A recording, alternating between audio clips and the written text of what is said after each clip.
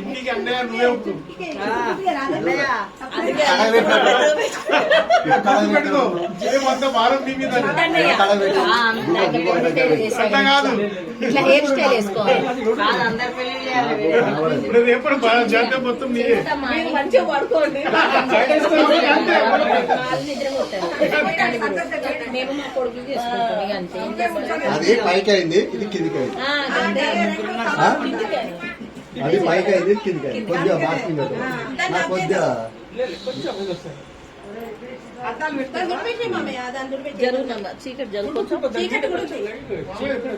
అక్క లైట్ ఇదేనా అక్క బయట వెంటిలేషన్ కొంచెం ఎక్కువ ఉంటాయి కదా. మిగతా చిన్న అన్నీ లేకపోతే లైట్లన్నీ